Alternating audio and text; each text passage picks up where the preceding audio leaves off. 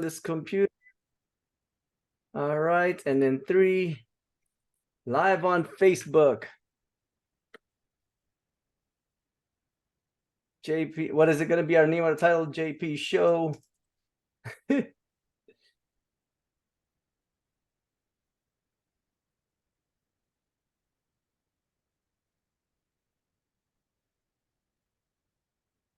All Are right, we live already? we're going there. Almost there. Woo! This meeting is being live streamed. We are set. Hello, everybody. Let's just make sure that is kind of going on, first of all. Good evening, folks. Finally, we're back. Yeah, we are back, and Yeah, it's live, June. Yep, so it's live. Everybody on good behavior, or everybody, I guess that would just be the two of us. Oh, did you confirm it's live? Yep. All right. All right, everybody, welcome to the Jun Paul Show. I know you missed us, but it's all good. So for today, we got some exciting things cooking, but we'll put that off to the towards the end. But I guess the premise is that the Jun and Paul Show family is growing, and but we'll put that towards the end. Right now, let's just kind of touch base with Kuya Paul here and myself, which I guess for the past few months we had a couple different broadcasts that was out, which actually was Bram's Knives Have Unleashed, first of all, which I don't know if you guys kind of caught, but that was with GM Bram Frank with his knives and stuff. That was pretty awesome there. Kuya Paul, anything to add to that before we jump in onto the other stuff? I think it's GM Bram. That's a 2-part series, if I believe, but it wasn't live. It was more recorded. Yeah, it was recorded. Still a good show, though. I mean, if you guys missed that, you guys have to check it out because there's a lot of good concepts and technique. Yeah, actually, you know what though? He did throw out some good nuggets that were there. I mean, I was behind the camera. First, Yeah, I was the one who got attacked. I say, hey, when he started going and when you guys started going, I was like, you know what? I'm gonna go ahead and record because I didn't want to. I was already there for the first time around, so there was another. Actually, we had an episode like last year or something before that we actually had with the knives, and I was the one that was playing Uki at that time.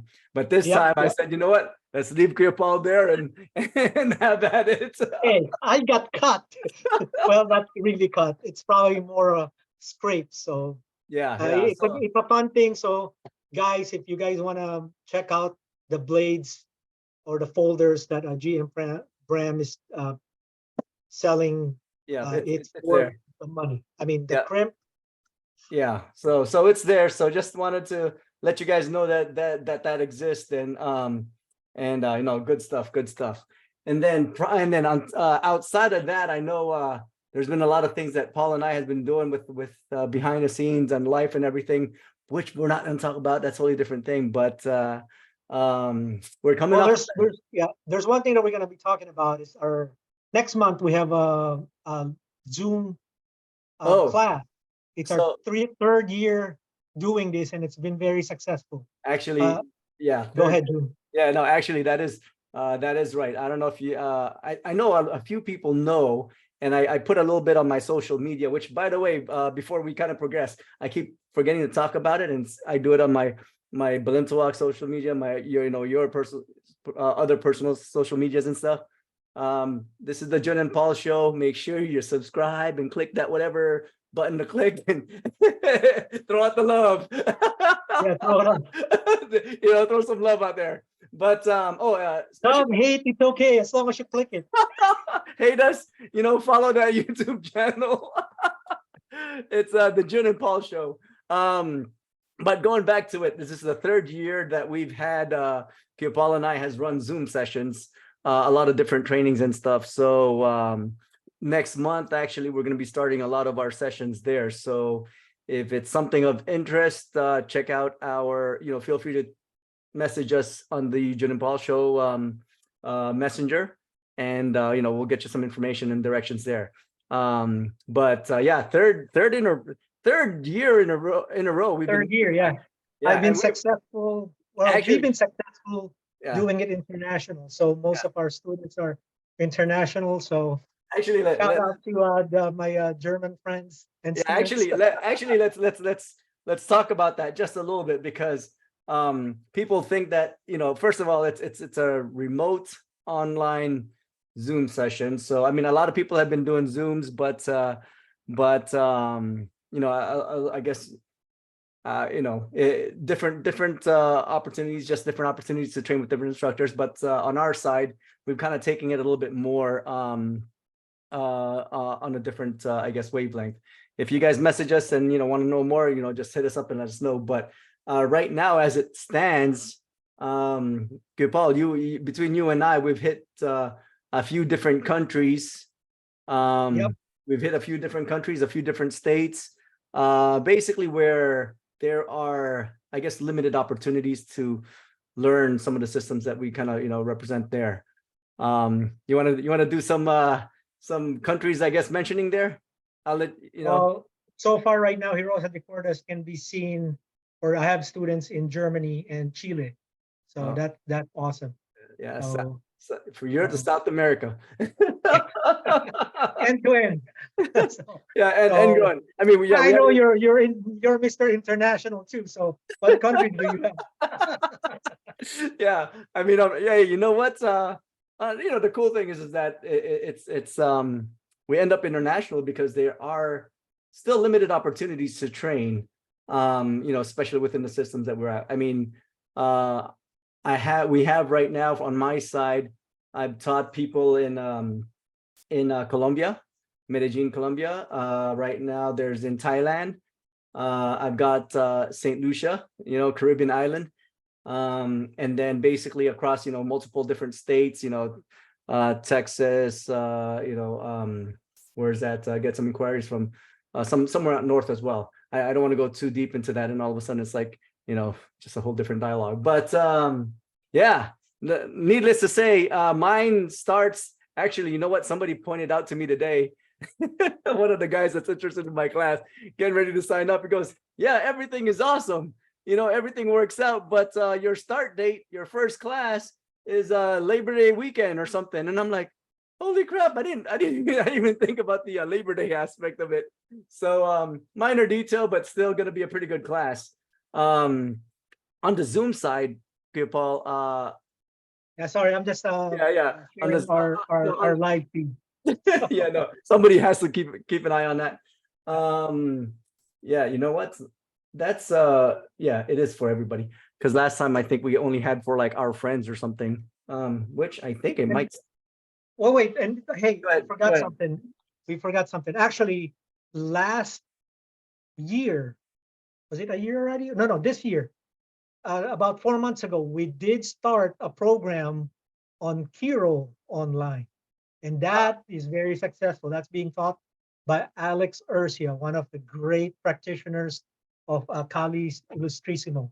So that is also a great program. He did start his session already for this year. 1A, now it's 1B. I will be starting the HDC 1 and HDC 4. How about you? What level are you teaching? Yeah. Well, first of all, yeah, we I'm redoing the level 1. We've had I actually restarting a level 1 for this year. So if it times out correctly, it should go all the way through right before November. So it should end within the camp situation. But long story short, it is going to be something that's level 1, then it goes into level 2. So yeah, we're just throwing it out there, what's happening right now. I mean, we do have our knife defense for shooters coming up on October. So that's up and coming. We have the Balintawak camp coming up soon. Jun Bobby's camp in November 3, 4, 3, 4, 5. No, I'm not sorry, 4, 5, 6. So we're getting ready for that. We might be in the Philippines for February. So if you guys want to join us, let us know. We will take care of Man, you. you put that up there already. Yeah, well, hopefully it Yeah. all kind of works out. But But the reason why we're here is because the Jun Paul show is coming out. I mean, we're back. We the I think we family, got a handle of our personal life, and now we're back on the horse, and we're guess unleashed. Jun and Paul Show Unleashed. And part of that unleashment, which was man, so long in the making, because we've already talked about it and gone around it. But I mean, we talked to him about this yeah, yeah. about 2 or 3 years ago. I mean, But we'll save that. We'll save that to a little bit, because there's a couple topics I want to kind of hit up. But I guess towards the end of this, the family is growing. The Jun and Paul Show family is growing, and with this addition, gives us a lot more bandwidth and capacity to really pursue a lot of different opportunities. So yeah, you get to see us more. That's what it is. yeah. but going back to the Zoom sessions, I mean, we're going on our third year, Paul. What I know that, a lot of people say, what, it's hard to learn, or it's not really suitable to learn online, or that's not really the way martial arts is taught. I think that's a topic that we really kind of want to touch on. Before, because of COVID, that's kind of where a lot of these opened up. It was a different situation, but now, gyms and everything are so much more open. I think we should kind of touch on that, why the online opportunity still is a good option, and what some are the challenges with that. Well, actually, we iron out the challenges on Zoom. Because you're just plowing through. There's no more challenges. It's just maybe connection and time, because different time zone, that is something that we have to work on. So Yeah. Trying to get people in the US to join, let's say, the Europe time. So it's a little bit delicate. That's number one Some obstacle that I logistics. see. Yeah. Number two is, if they, the progression of our levels, if they miss level one, how they can go to level 4. Right. And we ironed that out. I mean, we did. You were able to, well, you've been able to iron that out, but most of your guys too, though, have I think it started off with online, then eventually there was some physical training meetings. Yes. Yeah. So they finally got, yeah. I mean, it's amazing when people say, well, you're not really learning anything, but as soon as you see them a one-on-one, face-to-face, the product is there. Yeah. I mean, I saw it with your students. I mean, honestly, they visited you and I saw them. Yeah. Yeah. It's honestly, I think, looking at your program and in the Tabada Balintawa, they look like you had hands on when I saw it. But they're all Zoom, am I right? Yeah, majority, yeah, all those Zoom guys. And the positive thing that I see on that is we have crossover, because they can see our multi-style that we have, so they can always jump in and check out our classes, and they're interested. They can always hop in and come aboard, because we're in the same bracket or whatever. Yeah. And to touch on that, though, you've progressed to 3-4 levels now within yours, and some of my guys are progressing accordingly too. But I just want to specify and point out, when these sessions are going on online, it's not that they're exclusively there. Level 1s, level 2s, or lower levels, it's really on the students to be able to pick up the movement, be able to pick up the material, understand their own body mechanics and everything. But and that's actually the awesome thing about like the curriculum, is that it focuses on the student first. So a lot of people think they're going to come in and all of a sudden we're going to touch hands and bang and go and whatever. Where no, it's actually, you start off with the framework. And then when instructors are able to see that in terms of on the training online, it's then a lot of the details actually, I've seen Paul's detailing as well too. But look, when you've kind of done this enough, you know what the details are, you understand the details. And when you're seeing it on videos, and there's a lot of video exchanges that happens within our programs, we're able to. Well, the main thing about that is the hands-on and the students' participation. Yes. Because at the end of the course, we actually test you. Yeah. So test for a level. I mean, and honestly, it's up to par when our student tests. Their quality, they look like they trained hands-on, one-on-one with you. No, and that's the kicker. But again, the limitations, and we didn't really say limitations earlier, but at some point, just understand you get hands-on. If you're thinking that this is going to be exclusively there, nope. There's going to be we can only take a fork in the road. Level. There's going to be a fork in the road where you just need can't avoid that. If there's going to be progression beyond that, hands-on is a must. Hands-on for development. So that's pretty much where it's at. So anyway, just to wrap up that section is that next, why don't we bring in our family? He's probably so we don't want to forget him. well, to wrap up, two things before we so if you're interested in and these are official curriculum levels that we're hitting up, shoot us a DM on our platforms, or feel free to reach out to the Jun Paul Show here, and Kuya Paul and I actually do directly use our messaging there, so feel free to hit us up and get more information on those Zoom sessions. So level 1 is coming up, and I think 2 weeks we're on 2 weeks. So the second thing I wanted to mention was, hey, if you haven't yet, go to your YouTube and subscribe to the channel, and we appreciate the support. And actually with our Facebook channel as well, go ahead and add us on there. It's going to be an exciting season that we've got going on, which first of all, then now we segue to that. We'd like to introduce to you kind of the new member to the Jun Paul Show family. It's been a little bit more of a challenge on our side to host, duo all together, but this expansion and growth and direction that we've strategized for over a year on it. More than probably 2 years already. No, it's been already in the works. It's just that life and everything. So we'd like to introduce to you our addition to the Jun Paul Show family. And by the way, if that means family, so you messed with one, you messed with the rest. Anyway, here you go. So gonna introduce to you our newest member, Mr. JV Francisco. Let's go. Where are you at? Let's give him some time to get on here. You probably need to let him in. You need to let him in.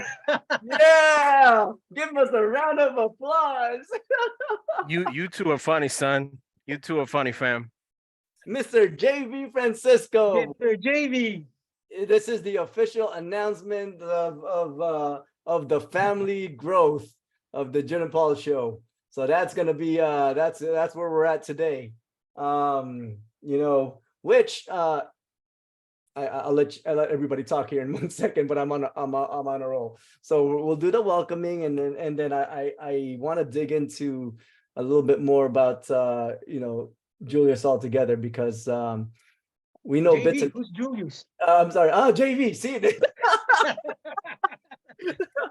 but he's got we all know bits and pieces of him here, and I was like, and what? We don't really know him. We don't really know him. And I was like, what? One of the things is that really getting to know him tonight. So everybody say hello to JV Francisco. How you doing? We're sorry we had you in the waiting room sitting there for a while. Okay, I'm glad you're letting me in the family. I'm just interested in sharing Pinoy history, not so much FMA, anymore. Yeah. But yeah. Yeah. Well, you have tons of programs that you want to handle. So we're gonna go peel that one by one, layer by. But we need to know. Well, our audience wants to know really who you are. The problem is they just know you from one thing. Yeah, one They Right. thing, don't know but this the thing rest. and this thing, and now, Yeah. yeah, you know Yeah, what? we're not talking about that other thing. Yeah, no, no, no, The no, no, thing with the thing, no. We're no, gonna be talking about the hey, big thing. no, Yeah. what's up? We're on to bigger, better pastures. They're like, you know what? This is So I'll let Jun handle the the shut up commentary. That's funny. because you're gonna be so confused because of the do I talk to Paul? Do I talk to June? June's handling this one. Hey, Go ahead, June. we're just talking away.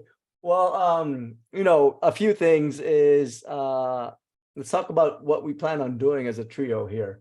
You know, I think different people, different connectivity, different network of guests that is going to have an opportunity, different dialogues, and I think a lot of things is within our own interests as well. JV, you want to add to that in terms of your vision and thoughts to it? I mean, Yeah. More of our interface, not only just to give people true like Pinoy history or FMA history, mhm, but also our interface in perhaps like the video game, film, and like nerd community. uh-huh. Oh, Because the thing is, a lot of people don't know this about me because I think they don't really know me outside of like that one place that I was yeah, before. yeah. But I used to be incredibly active in Comic-Con, like I did a lot of different cons, Oh, you know. oh. So oh yeah. Well, man, you can't. That was my yeah. Well, that was gonna be the direction. I think I'm gonna. we'll go there. That's like the final thing we should talk Yeah, that's about, a right? final Yeah, part yeah, because yeah, that yeah. part is huge. That part But is huge. that interface, when it comes to your channel being incorporated in your family, I think that will be my concentration. Yeah, Would no, be to talk about like history, you know, and the true one, not telltale like my grandfather told me so. yeah, And also our interface towards like, you know, video games, nerd culture, yeah. movies. Well, And to be honest with you, I think you're also hitting our audience in the Philippines. We're not concentrated on Right. US based or European based. So we're gonna bring in people from the Philippines who are actually actively promoting yeah, whatever they're promoting. Yeah. and Not relegated to just like the American market. That's the other thing. Is like the interfaces that's not really touched upon, and this is not only that's like a language barrier typically. yeah, yeah. No, You know, there's a so lot of nuances that needs to be catered to. Well, I mean, you know, it was exactly the vision of Kuya Paul and I when we first started this. I mean, there was you know, we had a debate. It was like, dude, we're an FMA community, so we're gonna talk FMA, and it's like, no, we've got a lot of extensions and different passions of community. and that's the reason why I agreed. Like Yeah. I'm glad to be part of your family. That's really what I want to Yeah. concentrate on. Not FMA. You know, Yeah. not just FMA. Yeah, though there will be a We've lot. been talking to you for almost 2 years. No, trying well, Right. no, to- sure. No, I That mean, the longer than fi- that. the final thing I wanted to add is even like have us in the contact with like the Philippine government, like consulate and all that. I can Ooh. have connections and Yeah, no, we'll see, go I over mean, that. Yeah. I gotta get my barong. I gotta get my barong ready. You I funny. thought the local Yeah, briefing it was book. like, Thought it that's was like, what all we're right, talking about. hold on. No, Mhm. and that, you know, we called it show for a reason because we were like, you know what, we don't want to pigeonhole ourselves into any categories, Yeah, sure. and Yeah. and that's why we're like, you know what, there is a niche aspect of it, but I think we already know our niches is our niches there is that we're in the FMA community, but Mhm. beyond that, in terms of like within, you know, even within that community, there's still micro niches that kind of happen as Right. well too. So Right. and adding you to the family has just been huge, just because of the interest that you bring to the table, and just kind of, you know, broader bandwidth, and everybody will be known ahead of time anyway to which categories or niches or aspects that we're going to be really kind of going into. So Also, that, little by little, we want to know more about you. So yeah, maybe we can go over some things no, that you've done in the past? Absolutely. Yeah. yeah. Well, I have I a heard whole you list was a here. bucket boy for Pac-Man. No. No. But I have been a bucket boy for other fighters from that gym. You carry his mouthpiece. Is that right? No, I'm hindi ako asungot. I didn't like that. I didn't like that. No. Okay. Hindi ako asungot. So tell us how you got involved with that. Well, my interface with boxing came from the Filipino martial arts community. Because the town that I was from, Malolos, is basically the seat of the revolution. In American terms, that would be the equivalent to Philadelphia, Pennsylvania, right? Oh. That's where the first Filipino constitution was written, the Malolos Constitution. Prior to World War II, that place was like a really big hotbed of amateur boxing. In the Philippines, you'll know Robin Padilla. He's kind of like the heartthrob, like the James Dean of like the Philippines. Yeah. He's now in the Philippine Congress, unfortunately. I don't mean that as a diss. I'm just kidding. No. Hey, I like that guy. Hey, right out of the bat, you're getting me censored. I like the guy too because he's from our town, right? The Are family's we from our name town. dropping now? But the thing is like that We're starting town, early. his clan was very prominent in that town, and his clan actually sent several people of their family to the Olympics because his basically grand uncles, they're like national champion, so they would like national champion for their weight class, right? And so for a while, like the town that we were from, that was like a big hotbed of boxing. Now, if y'all watched probably the most famous boxing fight of all time, Thrilla in Manila, when Joe Frazier fought Muhammad Ali a third time, the referee is Carlos Padilla. Yep. That's his uncle, the famous referee. He also refereed Duran Leonard 1, right? Yep. And so many others, right? Unfortunately, he had a way of like kind of messing up his name by talking about fixing fights and all that recently. But he's in the International Boxing Hall of Fame. But a lot of people don't know he's an amateur boxing champion. His basically like forefathers, like the generation before him, they represented the Philippines in the Olympics. I think it was 36 for like one of his uncles. Wow, I didn't know that. Yeah. So a lot of people don't know that. I mean, they didn't medal, but like they placed. You know, they got into like the semis or whatnot, or they got into the tournament, right? He was a really good fighter. But instead of pursuing boxing and be like his uncles, he decided to go to movies because that's also part of their business. Like they did boxing, they also did movies, right? And they were actually part of like the Ilustrado class that was around during the time of Revolution. His forefathers were like contemporaries of Rizal, right? And so since boxing was really big in my town, I started really young as a kid. When I came here to the US, I was already like a early tweens, like an early teenager. And so you pick up what's the stereotype, June? Is like you come here for the last like 25 years now. It's like typically kids will pick up instead of karate, they will do jiu-jitsu. Yeah. Right. If they have money, right? Because typically it's expensive. Or they do Muay Thai like you, Paul, right? Yeah. You'll do Muay Thai. And then so boxing, I got introduced to that through MMA initially, because the high school, my dad got us out of living in LA because he didn't want me getting involved in gangs. Yeah. The high school that I finished in Orange County, on the other side of that, literally walking distance away, the street across, was the No Limits gym where Quinton Rampage Jackson initially started his MMA career. Oh, so you got some people around there. So like Gina Carano, Kid Cope, right? Yeah. And so the thing is, like, that was kind of like my introduction because my neighbor was part of that stable. He was Filipino, Romeo Danza, right? And so that gave me ideas. Like, man, I gotta pick up boxing again because I did that when I was a kid, you know, because it's like big in Malolos back in the day. Yeah. And so I pursued that in college. And then when I finished, when I was already like starting like my early career in my early 20s, Wildcard Gym, because I worked in LA. Oh, yeah. You know, yeah. So Wildcard. So that was fun. I never turned pro. The reason why is because I got injured. honestly. Interesting. I always had issues with my wrist and supraspinatus. But Freddie and Marie, which is now his wife. So a lot of people don't know that Freddie Roach got married recently. Oh, With a long time manager of the Wildcard Gym. So if y'all don't know, that's big news, right? If y'all don't know in the boxing circles, Freddie Roach got married like last month. But to a long time like kind of manager, kind of den mother of the gym. They wrote my letter of recommendation for OCS. oh. So I was close. I was, you know, So you were training, sparring, fighting, you know, so you were in it.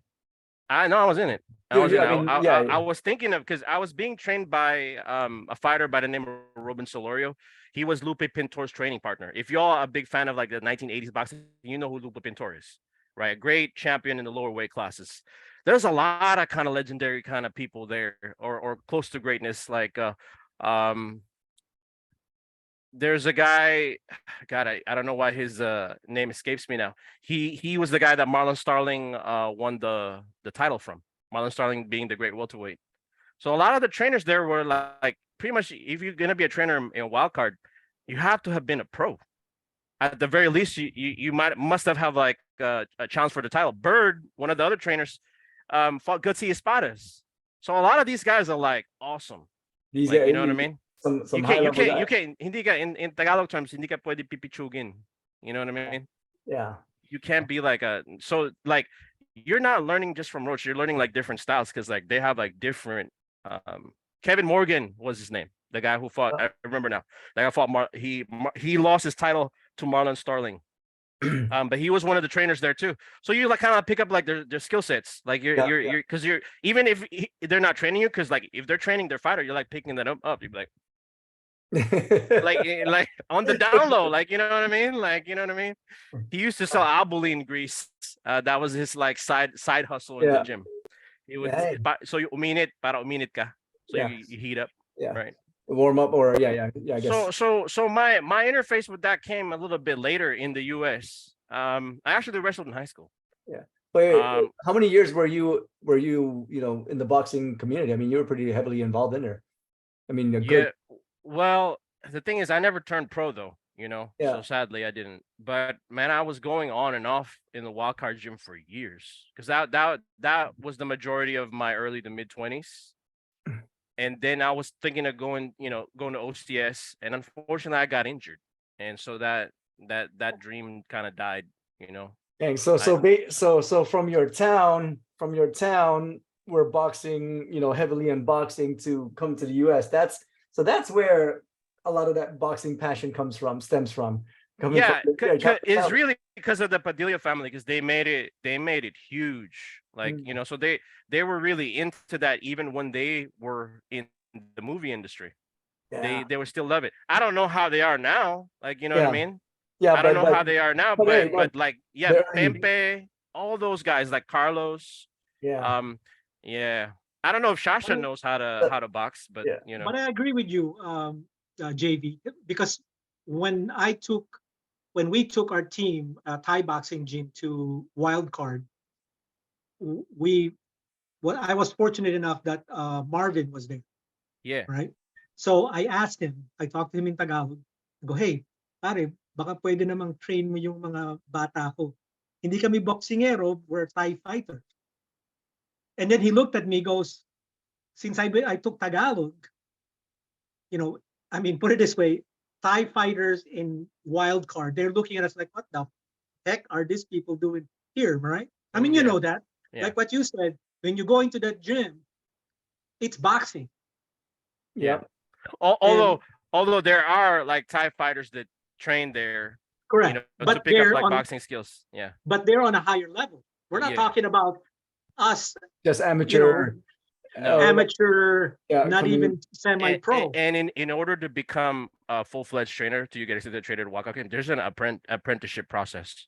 You cannot if a kid comes and then like, hey, I want to train him, and then Marie or Roach or they catch you like training, he was like, "What the fuck are you doing?" Like, I'm sorry to say that. Unleash, So unleash. actually, so actually, when we went there, um, of course, we get the stare. We were using, we're wearing our tie shorts and whatnot. But me being Filipino, I'm like, nope, this is Pac-Man's gym.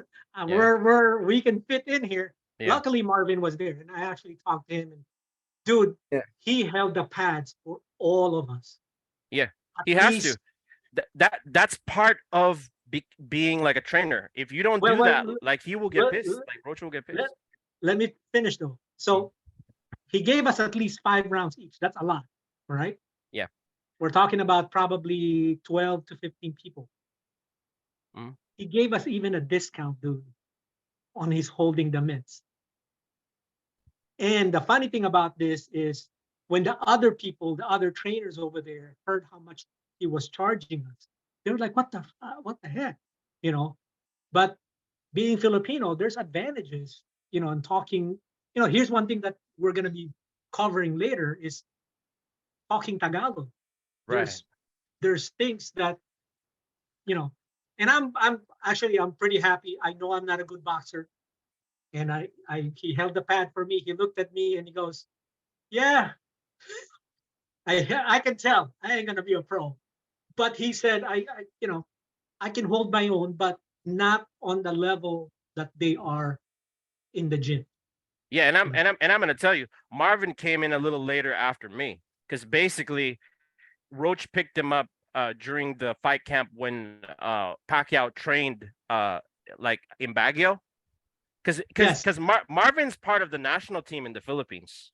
Correct. He's actually really good because they're sending him to the ASEAN. And then basically Roach saw like a raw talent, and he was just like, "Wow, he's actually might be better if he's like my assistant instead of training as like one of my fighters." Right? Well, I'm just gonna throw this out there, right? When I was learning Thai boxing with Kru Vu, there's basic Muay Thai that everybody does. There is the advanced stage that seldom people see, and then there's those elite that they don't see at all. Marvin, because he knows I was a trainer, showed me the next level of how to train boxer. Now, we won't cover that here because that's something that he gave to me that I will cherish, and I will only give it to people that I trust. Yeah. And maybe when I see you in California, I will show it to you, and you're gonna go, "Yep, Paul, you learned it." Yeah. Who knows? Yeah. So the thing, Marvin came in, I think like 08, 09, somewhere around there, maybe 2010. Yeah. I'm not quite sure. So he was after me, because I remembered that period because that was the period when like Pacquiao was in his prime, when he was like icing De La Hoya, Hatton, and like Cotto. That was like ATG level Pacquiao. Like, cause here's the thing, like I've seen a lot of awesome people there.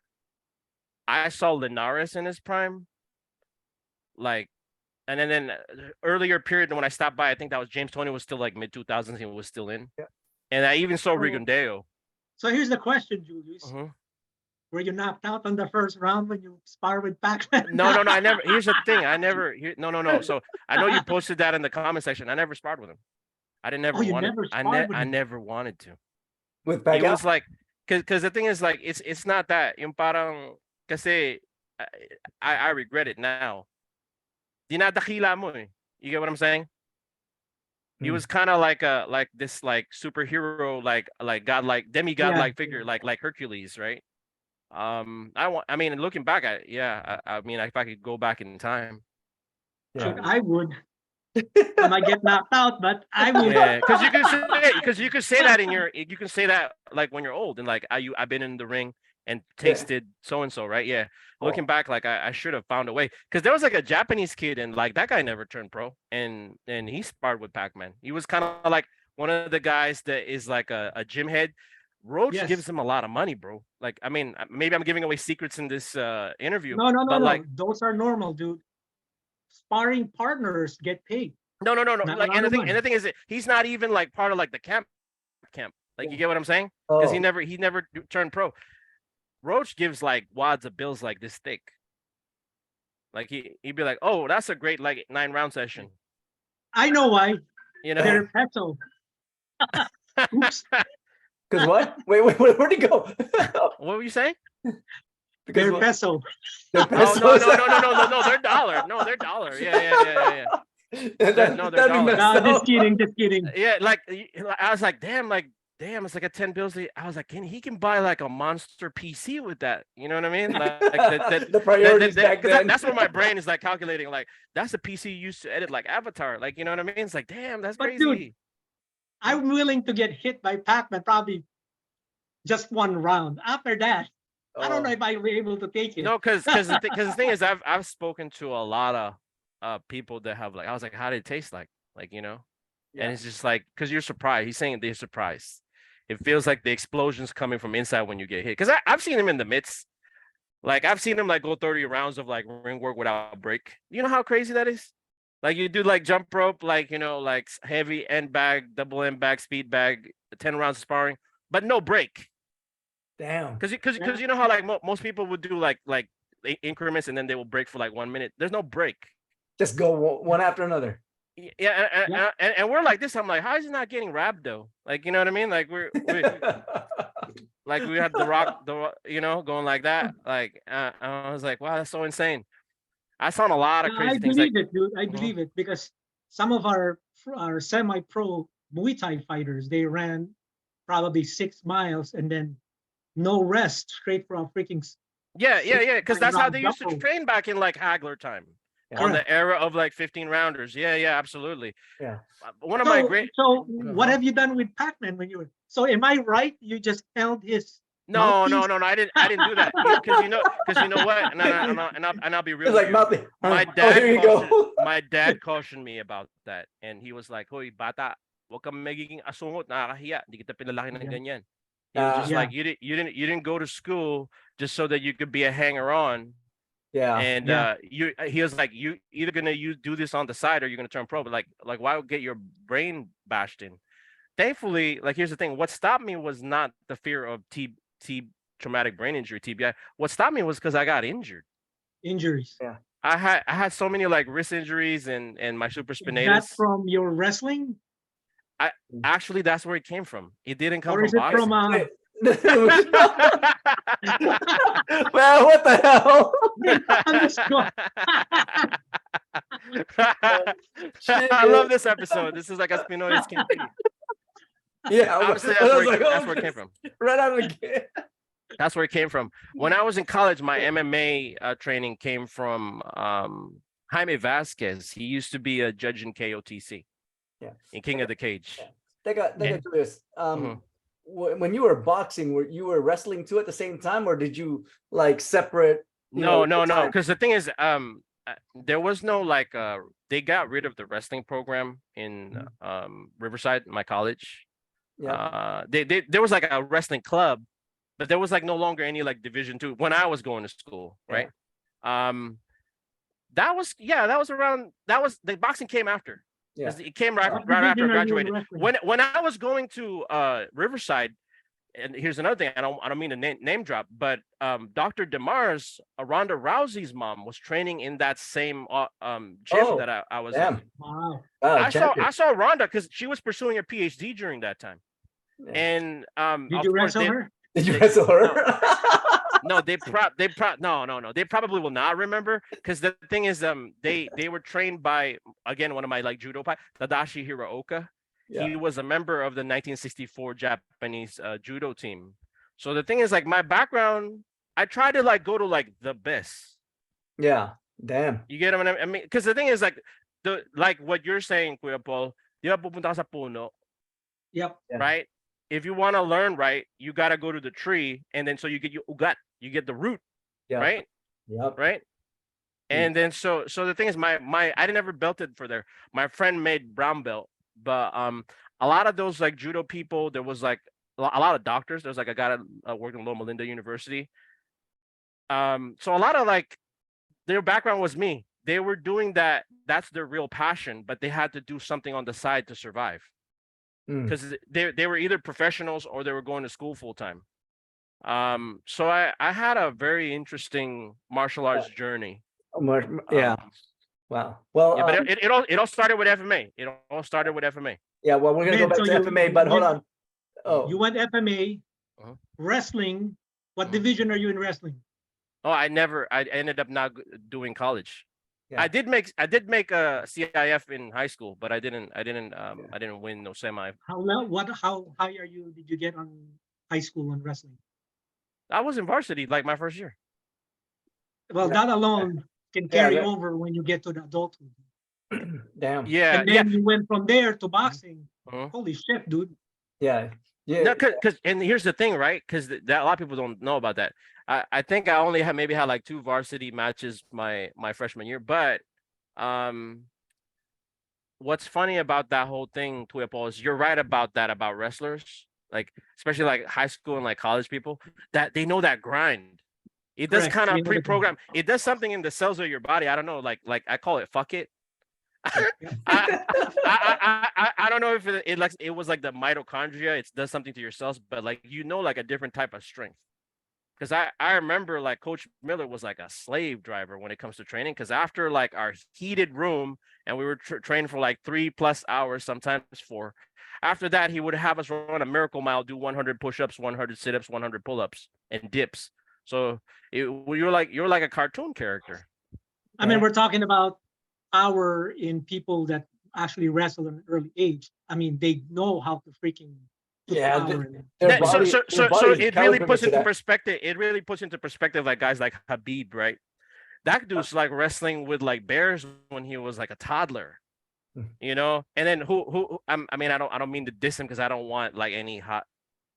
I don't want any Muslim people going to, but you know what I'm saying? Because we don't know, because there's a lot of Russian experiments back in the day. You know what I mean? Back in the 80s. Yeah. On top of that, like do you know how strong you have to be? It's like your bone and sinew is just different. I think you're right about if you want to make a good fighter, do like a grappling art and boxing, and that's already half what you need there.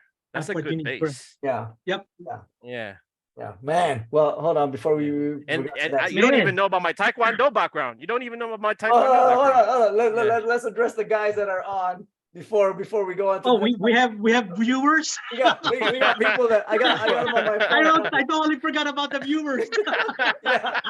I'm here. We're lost in this conversation. Well, first of all, hey Mike, baby Javier, what's up? He goes, hello, everyone from the Chicago Buffalo Grove here, HTC International. Brian Rodriguez, hello, gentlemen. Remo, oh, hello, mga pogi ng FMA. Dang. Only JV is pogi. Yeah. Greetings from Cincinnati, Ohio. No, pogi ka rin. Dusty ka na lang. Yeah, Brian says, good to see you on, Julius. And basically, Javi was commenting. I'm going to try to. First of all, I'm gonna try to. Oh wait! Insert this. Since we were talking about the viewers, maybe they have some questions for JV. Yeah, if you guys got questions for JV, fire it away. And right now we're about to jump into his Taekwondo. I just want to finish up on the boxing thing, Kuya Paul. You cannot like train in Walker unless you go through that apprenticeship program. Meaning like you have to like carry the bucket for Roach, do several fights. You have to be there for years training, doing like menial tasks like traditional martial arts. Oh, to me, like I was kind of shocked when I was like, wow, like Freddie's calling traditional martial arts, because you know how like in Japanese culture or Asian culture you clean the tatami, you know what I mean? You get what I'm saying? It's very similar. If Marie or Roach catches you like in your training and like you never did that apprenticeship, and I was like, who the fuck? You'll get kicked out. You might get beat up in that gym. But honestly, dude, there's people out there. I mean, it's very traditional. I mean, being in a boxing gym and even do Muay Thai, you do see people with natural freaking strength and power. Yeah. They don't even have training and they're freaking strong. Yeah. Like they walk into the gym and they have that Julian Jackson level power. Yeah, I've tasted that. Yeah. There was this one dude I saw, the seams in his glove exploded. That's how hard he hit. Damn, that's next level stuff, man. Let me share real quick. It was a cheap glove. I don't know. So I have a student, I have a friend of mine in college when I was going to school. His name is Dan. So I was teaching Muay Thai. He joined the class and he goes, let's go spar. So we were like playing sparring. And he goes, what the hell, Paul? What kind of fighting is that? Stand here in front of me because he's Irish. And I go, okay. So I stood there, didn't move. And man, when he hits, I mean, again, he's beginner. Yeah. Holy man, I get the power. Yeah. And I'm like thinking, okay, after one round, the second round, I go, okay, we're gonna do it my way this time. Then I start moving because that's the only way I'm gonna survive. Yeah. I mean, there's people out there who really can, the power, raw power. Yeah. And then Yeah. you enhance that. Oh my God. Like that Julian Jackson level, like they hit you and you feel like your soul left your body. Yep. Yep. Yeah. Next Yeah, level. absolutely. Yeah. So tell us about this Taekwondo. That came out of left field. I knew about everything else or touched on it, but I was trained by Nair Riotica, which was a contemporary of like Guru Dan, Steve Sampilo, GT back in the 80s. And he was a compadre of Edgar Solide. You can ask people about him. You know, you could ask Guru Dan about Master Nair and a lot of the people from that era. You know, he used to train in Oxnard, and he's actually part of the Soak Ship, you know, the Hall of Fame of yours, right? Yeah. Because he comes from the lineage of General Cho Hong Hee. I know Guru Paul knows that. Cho Hong Hee is kind of a divisive figure in Taekwondo because he's really like its founder, like one of his founders. He was kind of like a Sith Lord, like he's like a Sith Lord of like Taekwondo because like how crazy is this dude? This is the only guy that you can think of, like he defected to North Korea. Yeah. This dude was a Sith. Like, you know what I mean? And like, this is like before like Taekwondo became like, oh, I'm gonna take my kid after school. It's Saturday after, and like, yeah, it's like this not hitting the bag at all. Back then, the goal was to generate as much joules of force when you're hitting the target. So I come from that style.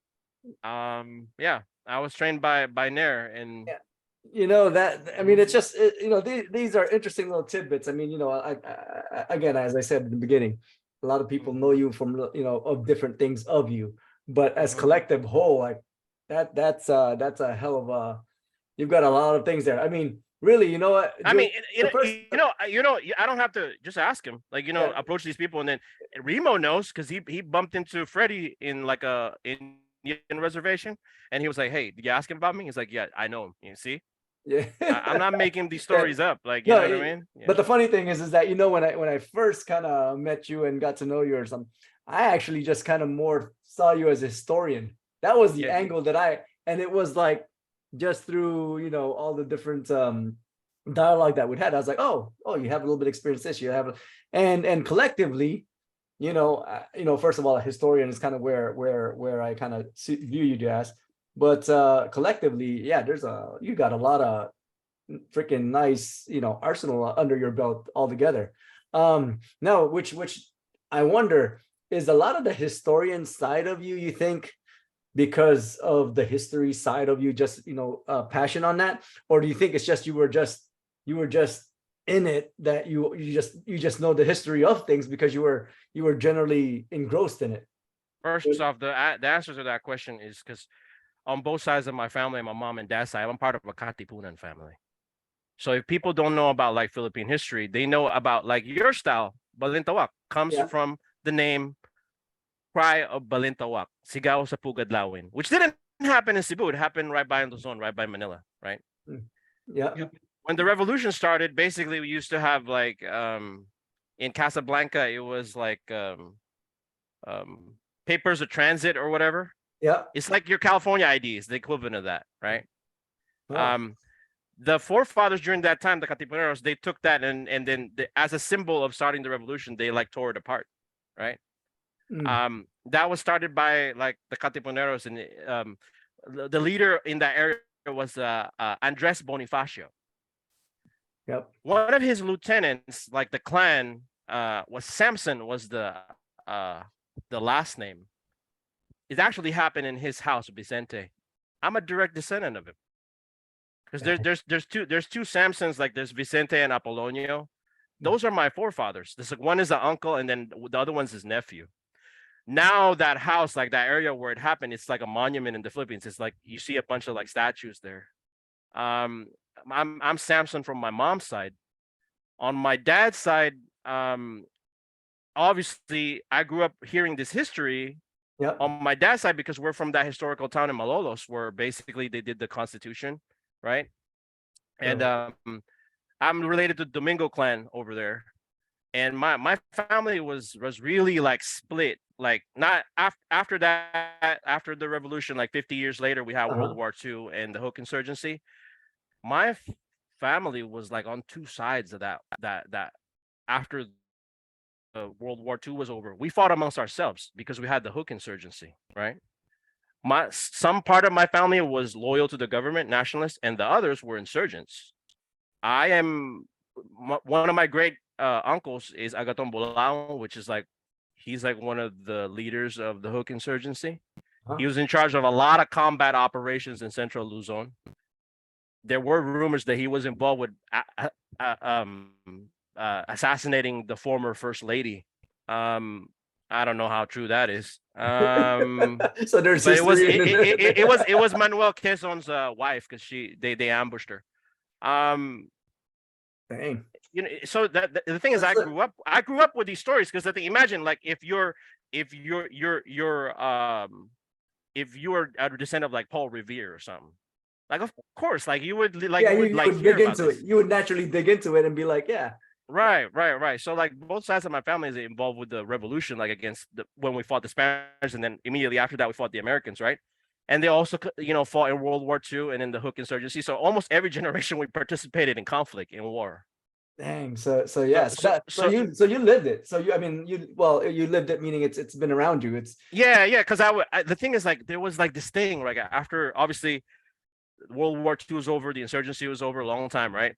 There was like a organization in my town in Malolos. They called it Sabado ng Gabi Pagkatapos ng Hapunan, which is like, if you translate it in English, it's like Saturday night after dinner. After dinner, right? Yeah. That's what I was thinking. I had to think about that. I was like, Saturday night after dinner, yeah. All it is a support group for former veterans. They fought during World War II in the Hook insurgency, and they're just a bunch of war buddies. They would go after church, after dinner, after church, because they typically go to Saturday mass, on a small chapel. They would go meet up, and then they would drink, and then pulutan. They would, eat Filipino like finger foods, and they would share the war stories. Hey, remember when we killed this so and so? Remember when we buried this guy? Remember when we assassinated this guy? But that's their therapy. I mean, yeah, right? that's their therapy. That's the their- reason why PTSD is not very prevalent. They don't beat their kids Correct. and nothing like that, Correct. because there's a social valve to let release, right? Yeah. Here's the thing: you're only invited if you were there with them. If you're a kid or like their son, and then they catch you like listening in, well, you get beat up. Like, you know what I mean? Because like, so like more therapy for them. yeah. So there's like a hole in the wall. I did that when I was a kid. Like I like kind of like spied on them. Like I was like, because you want to hear these cool stories about like exploits of like so and so, blah blah blah, right? And I got beat up one time. Oh man, no, it was good. It was good, bro. It was good. I mean, shoot, man, there's so many rabbit holes that we could go down, and I'm like trying not to get too involved. But in the very top level, you referred to the Hook insurgency a few times, and for us, Philams, that's that probably haven't really got the quick Man, touch. JB, how do you know you're a very complex person? yeah. No, but I guess let people know the story of that, or history. Well, the Or thing what is, it was. the roots of insurgency really happened in the labor movement. It happened way before the war, because there were a bunch of labor movements in the Philippines. Because in the Philippines, basically, it's a feudal system. They still had indentured servitude. So sharecroppers, basically, right, would work for haciendas, basically plantations, and they'll be stuck there for the rest of their life because they can't pay like their wages to buy like the seeds of their crops or whatnot. So they're all stuck with working for the same family for like generations. They're basically wage slaves. Right. Yeah, they're wage slaves, right? That's so they were always asking for like land reform. Well, that's not gonna happen, because there's all these families. They're kind of like plantation families here, like, you know what I mean? They're like elite, because, right? if somebody gets sick, they need to borrow money, and then the next thing you know, they're underneath. They're underneath, right? So you're stuck working toiling that same land without any like means of. So the grievances were real. Of course, I'm not no socialist. I don't believe in that ideology. A lot of them only bought into that because of despair. They weren't atheists. You know, a lot of them aren't even commie, really. Like, you know, they're just thinking about it because that was the only alternative back in the day, right? So what happened is the revolt was brewing even before World War II happened. Okay. And so when World War II happened, they became part of our defense against the Japanese. When you learn the acronym of HOOK, it's like hukbong magpapalaya ng bayan, hukbong santatang magpapalaya ng bayan, which is like basically an armed insurgency for the freedom of the nation, is like how you translate it, right? But did you say hook like HOOK, right? No, HUK. Oh, HUK. Oh, HUK. That's what I was like, hey, those letters. I was spelling it. No. Well, it's a much longer acronym, right? Yeah. But even with them, there's a lot of different factions. Yeah. The insurgency was relegated more to the Luzon region, right? Although they did have some leftist chapters throughout, you know, the Philippines. And Well, just to make sure, I'm sorry to interrupt, just to make sure that people don't get confused. Shortcut is hook, but actually it's hook balahap. Hook balahap. Hukbong Huk magpapalaya ng bayan. Yeah, exactly. Yeah. It's a hukbong bayan laban sa hapon. Yeah, I mean, laban sa hapon. and I had to go back to this one because you mentioned it a few times, and you know, Philippine history is not, you know, again, Filipino American. And honestly, there's still a hook up to now. Yeah, they're called the NPA. They're called the NPA. Yeah. All right. Well, no. Now I'm gonna do a little bit more insights. Well, why don't we change subject? We're getting deep on. That's what I said. This is something that Julius will be. So Julius, as a historian, that, you know, that's why I was like very careful. I was like, oh man, this is going to be a rabbit hole if we end up like deep into it. So good call on kind of, you know, cutting that off. We're gonna stop it there. Yeah, let's stop it there. Yeah, I don't want to think people I'm like a socialist or a commie. No, that just so happened. That's just the history. That's what happened during the time. Oh, Michael Lard shared. My uncle was under revolt, Roosevelt before the war on what they called the Great Hook Hunt. Actually, wow, man, talk about connectivities and stuff. So like here's the thing. Wow. Yeah, I might know. You just got to tell me your family, and we'll search the geographical region. Like, maybe our families know each other. But you know, we're probably gonna touch this at some point. But Javier's asking, what got you into martial arts? How did you get new in a gym like that? I'm not sure what that meant. Anyway, well, we're gonna get into the martial arts, or we're getting into the martial arts aspect of it. Let's talk. I'm sorry, guys. I totally forgot we have viewers. No. Yeah, because hey, that's what this is, right? A bunch of, you know, good chats and stuff. Julius, one of the things, FMA wise. So I mean, you know, you're heavily within FMA community, but a lot of it is family background and stuff and whatnot. I mean, as far as what you can share, how you got into FMA and you know, that direction, a little bit of your FMA background altogether, I guess is what I'm asking. The two sides of FMA in my family, Malolos. So I stayed with my dad's side, not my mom's side. So I grew up as a kid in Malolos, Bulacan, and then my last few years in the Philippines, I live in Tondo because we had an ancestral home in Tondo, right? Yeah. This is kind of tough. I hope I'm not don't get in trouble. Yeah. Without getting in trouble. So the thing is, I was introduced to it by my legal guardian because my parents left me in the Philippines. They didn't have money to petition me so that I can get a green card to come over here. So I didn't move to the U.S. permanently until I was 12. Right. On my dad's side, I picked it up because in that clan, in that area, everybody carrying a stick, everybody carrying a weapon. Yeah. So you had to kind of learn. If you were raised by old people, you had to learn FMA. If you grew up as a regular Filipino kid, you're just playing with holen and cards and trompo, like, you know what I mean? And pex, yeah. But here's the thing: I wasn't raised like that. You have to understand, like, you know. Yeah. So on top of this guy who raised me, he was like right wing. He was like a Marcos loyalist. Yeah. Because his brother was like working for the undersecretary. He was basically like the chief of staff, is the equivalent in the American terms, of Jacobo Clave, which is chief of staff of Marcos at the time. Okay. And then his wife was Marcos's main stenographer, right? So I learned his style, right? Which is like came from Hagone, which is really old FMA, like typically 5 strikes, right? Cinco teros, which you have a Tagalog in the northern Yeah. Luzon type, Pangasinan, that area. Regional versions of Right, it. right. It's a regional version. But he also knew like the hook styles, because the thing is, he doesn't come from money. He used to sell banig, like, you know, basically like a futon mattress that's like this thin. It's Yoga like mat. straw. It's like a yoga mat. It's like a yoga Yoga mat mat for poor people. for poor people, right? He used to sell it in the train, right? And Yep, then he yep. had a lot of buddies that were from the leftist thing, even though he's incredibly right wing. Uh-huh. He befriended them, and then he taught them their style. And then you got to understand, like, part of my family was also hooked the left leaning side, so I learned it from them too. So I know like 2 different styles of FMA as a kid. As a kid.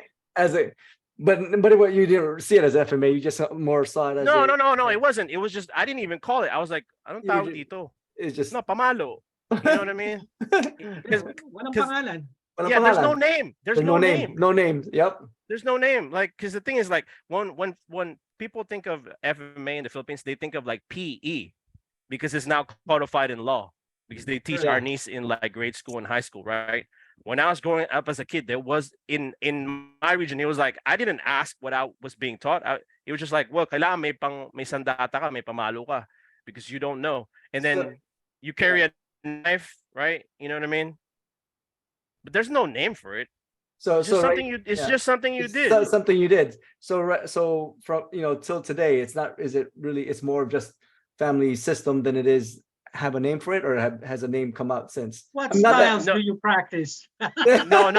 See, here's the thing, and it's sad. It's sad too, because the thing is, I know that in Hagono it's dead now. Oh, The last guy that would have been somewhat knowledgeable on it moved to Canada, and I think he's dead too, because I try to reach out to him. He's like, hey man, did I learn it right? You know, I wanted to like ask him. yeah. Unfortunate. So Dude. out of curiosity, what's and I'm trying to make sure this is something that, you know, doesn't get anywhere, you know, in trouble or anything, but how would you define what it was that you learned, you know, in terms of like the systems that are out there? It looks a little bit Oh of no, this, looks a I little bit could of I that. could address that in great specificity. Oh, awesome. Okay. because the thing is, like, the style I learned, there's like one I learned in Hagono, and the other one is like in the hinterlands, like right by Santa Maria, where like there's like a lot of MPA, right? But Yeah. the one in Hagono is actually the first FMA book that most people know of, because that's really the true first FMA book, was the one by Placido Yambao. What's it called? You know what I'm talking about? Laro sa Karunungan ng Arnis. Yes, I know what you're talking about. What's his name? Ray Galang did a book on that. He did like a translation on it. Oh, Yeah, too bad we can't. yeah. Yeah, we'll post it later, the book. Yeah. I have it The thing coming. is, like, I don't wanna This is the correct- first FMMA book you're talking Well, about? That's also really the first time Kalis really was mentioned, if not one of the first. Saying that That's was a like, whole nother rabbit hole. the old name of, you know, that's one of the first times, not the first Well, time, but When, yeah, when Let's was not this book? confuse the viewers. Uh-huh. It's the first book in the Philippines, in the Philippines, not in America. not in Europe, not in Europe. What are we talking in the about? Like this? Philippines. What is this? Like it was a 70s? book in the early 50s, and 50s. basically it was written by this short guy, and then he had a lot of different partners who were also champions, because back in the day, having these tourneys of FMA, like spar tournaments, basically was very common during that time, during like pre-war, war, like, and then post-war period, right?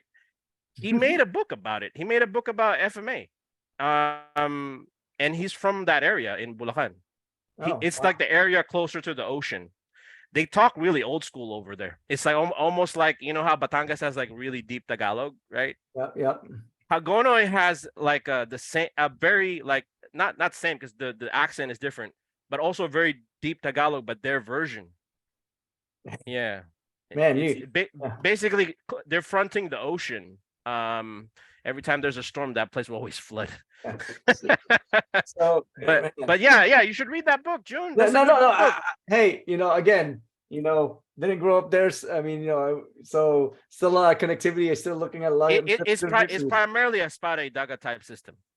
well And then. and the thing is, like, I don't want to get beat up by Ray. I don't want to beat up by any of his people. I just feel like he didn't show everything, and because the thing is, like, there's a lot of explanation, like when you do Bulalakaw and like Buhat Araw, like there's, like, you talk about Mayor, right, in Laguna, right? Yes. They're not gonna include everything in the book, man. They're gonna lie. Like, you know what I mean? They're gonna be like, I was like, because for me, like, when I was reading, I'm like, that entry seems wrong, bro. Like, you know what I mean? Like, that seems backwards. Yeah. Like, when I meet y'all, I'll explain to you, like, that's a drinking. how I really think it works. Like, you know what I mean? How I really think it works. Yeah. But by the way, Remo says, dang, we've been using yoga mats before it became fashionable. Oh, but man, so is there any combat arts that that we're missing here, man? Well, I mean, shooting is a combat art, right? Yeah, you did some shooting. I mean, just like the two of you guys don't let that. What are you, like, Weaver method, combat isosceles, center axis relock? Because in the Philippines, like, that's part of growing up in certain areas. Certain areas, yeah. That's part of growing up. Yeah, we definitely. So man, but that's exciting, man. I mean, I mean, learned a lot. FMA wise, that's pretty cool, am I right? Yeah. Now with a Comic-Con, let's go touch this, because we're actually no, not yet. The Comic-Con towards the end, because I'm excited about that, dude. No, I know you. All this talking about past is past. Past is past. No future. Yeah, past is past. Well, I got one more thing that I want to kind of touch up on is freaking one of the things that Julius has been talking here and there, which we never really honed in on, but all these things that he's talking about with Hollywood experience, which is going to go lead into the Comic-Con anyway. But you're done some stuff in Hollywood. I don't know what you've done, but you're like so knowledgeable across that industry too of Hollywood. And I'm not talking just because you live in the Hollywood area or whatever. But, no, I actually don't live in the Hollywood area. I mean, I know, but I mean, like, Hollywood being, tinsel, whatever, But what'd you do for the industry, the entertainment industry? Well, I was always like some PA or some. I was trying to get in as like a side hustle because I just needed to make money because California is expensive. Like, Are you like the prep guy for Pornhub? No. Well, my in. You gotta keep that warm. Gotta keep that warm. No. You gotta keep you warm. Gotta keep you ready. No, I'll actually have several friends that work in that I went to college with. He's like a Filipino director of like adult movies, American adult movies, he's a classmate of mine in UC Riverside, but no. My in was my godfather was friends with a guy called Forey Ackerman, and Forey Ackerman is like the original kind of nerd. Back in the day, there's no such thing as nerd culture. There's no Comic-Con back in the day. Yeah. There's no cosplay. The real start of that happened in like the 30s. There was this group called LASFA, Los Angeles Science Fiction Fantasy Society. Yeah. It was started by him, Forrest Ackerman, and they were kind of like the Jedi. And then they were like, I can't say evil. I don't want to get sued by a certain church. You get what I mean? Yeah. Yeah, let's avoid any of that. Yeah, let's avoid that. But there were like other people that were like not good. Like, like Jack Parsons is like the guy who came up with JPL. He's like a Rocketeer, right? They were kind of like the Sith, like, you know what I mean? They started that, and that was like really what brought like nerd culture to the forefront. That's how like conventions really started. It's kind of that group. And then there's another group in New York. He convinced one of my godfathers to write this book. I don't know if you can see it. Okay, I don't. Can it right film there? Film and television composers. Well, film and television composers by Steve Harris. Okay, right. I don't know if it can can focus there. Yeah. Does it focus now? Yep. Right. Yep. So it says a film and television composer, international discography, 1920 to 1989. Because 1920 was the beginning of the end of the silent era, where sound came into movies, right? Right. Because back in the day, there's no IMDb. You have to write books like that are like this thick, like an encyclopedia this thick, right? Yeah. Yep. He was like a really smart guy. I was closer to his brother Glenn. Unfortunately, he died pretty young. Yeah, and so that was my in, because the thing is, because his brother like knew a lot of people, and his brother was always the extra. He was in like the King Kong in the 1970s. He's like one of the guys that where the skyscraper falls on. The one with Jessica Lange, right? And then he was also an extra in like Rock and Roll High School with the Ramones. He had like an Aerosmith hat, you know, in one of the scenes he's like pogo dancing. So the thing is, like, it was always like I was always around that kind of thing. I never wanted to do it. I just wanted to make extra money, because living in California is expensive. And then what you end up doing in the entertainment business? I mean, well, I got my start in doing that, and then what ended up happening is it happened pretty late. I was already in my late 20s, like mid to late 20s. We kept on saving money so we can make our indie film, and then so what ended up happening was I made my indie film. Sometimes I would buy the option rights for members of like Ray Bradbury's group, or that circle of writers, and then we'd made it into not necessarily Ray Bradbury's group, but we'll make it into an indie film, and then we'll sell it in AFM. In the entertainment industry, there's two events that happen during the year. They're markets where they you can sell movies. Okay. The main one is called AFM, the American Film Market. It always happens in Santa Monica. It always happens in Lowe's, Santa Monica Beach Hotel in Marigot. That's like a pretty fancy hotel. I've sold a couple of films there. Not ones that I actually made. I made my own, but the thing is, I was never able to sell that. What's weird is the actresses that I've used for my own productions, they've made it. One actress of mine, she is in a Super Bowl commercial for Match.com. Another one has been in like 2 Netflix movies.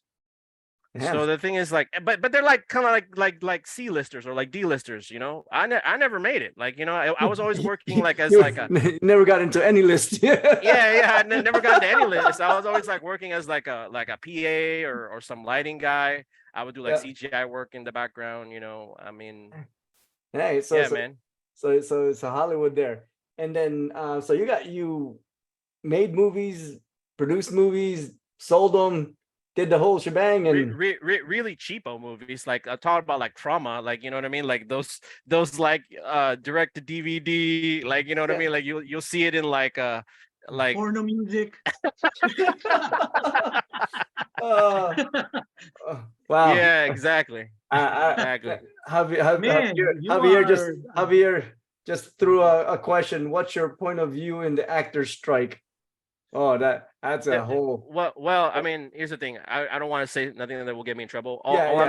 So this is my amenable. Man is trying to throw us under the bus here. This is my non-political thing about that. Is like people kind of bitch about, because they when they think of actors, they think of like the people making like hundreds of millions, right? Or worth hundreds of millions. To think about like Brad Pitt and all them people, and man, that's like less than 5% of like the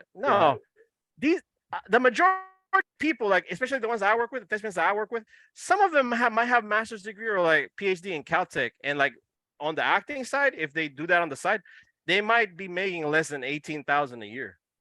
On the acting side, they have to like do like a primary job, you know what I mean, or less, right? Maybe $20,000 or less.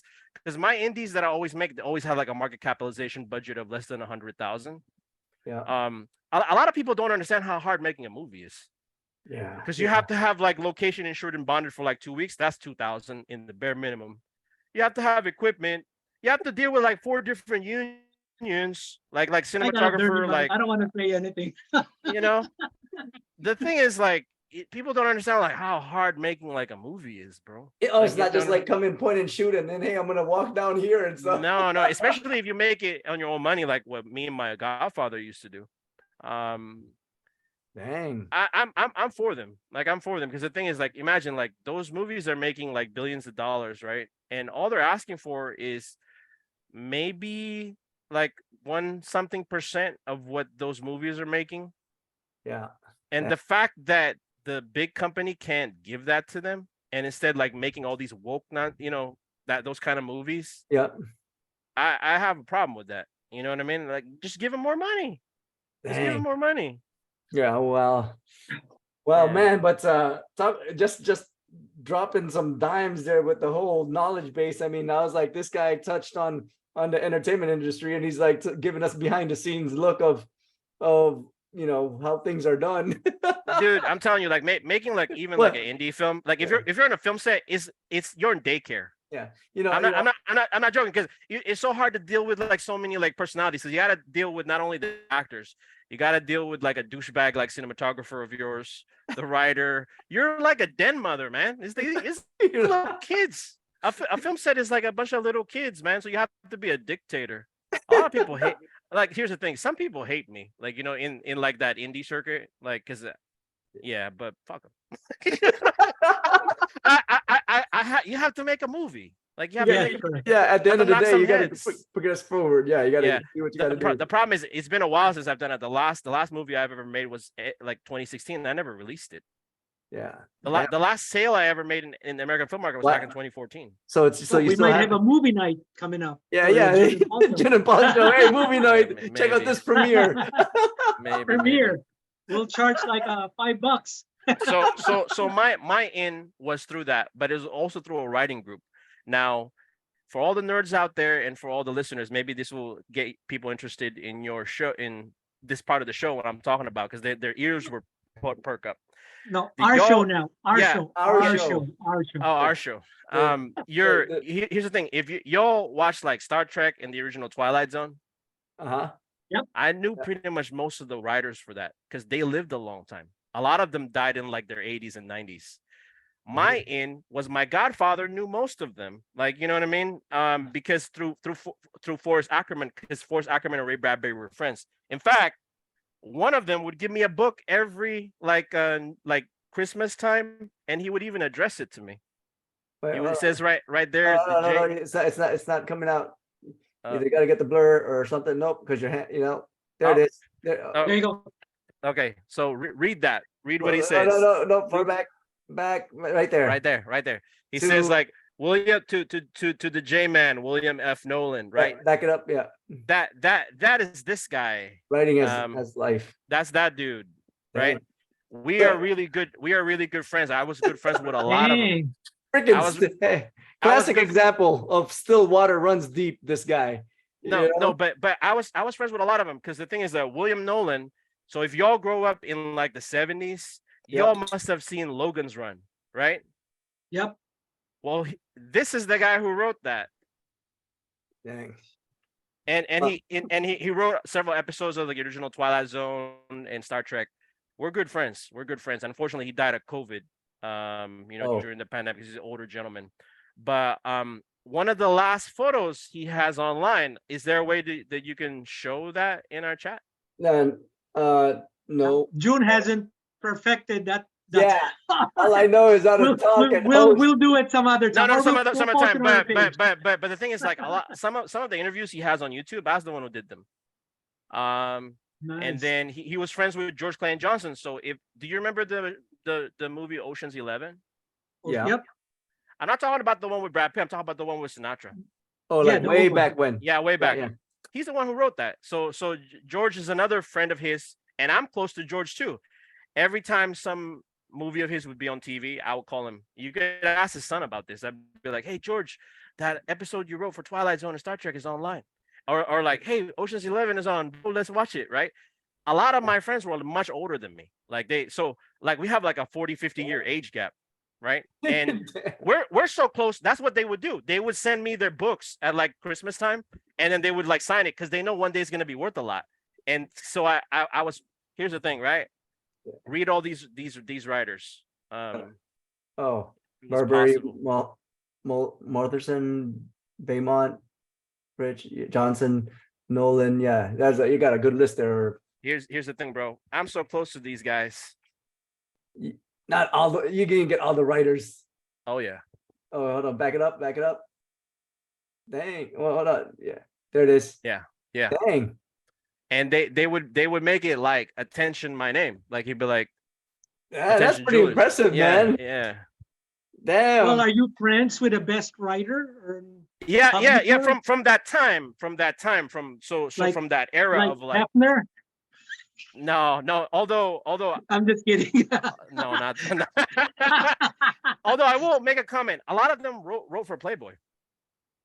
Oh, They've been in the mansion. Yeah, a lot of them wrote for Playboy during that time because a lot of people don't notice, and I'm sorry because when we think of Playboy, we only think of like the titty mag.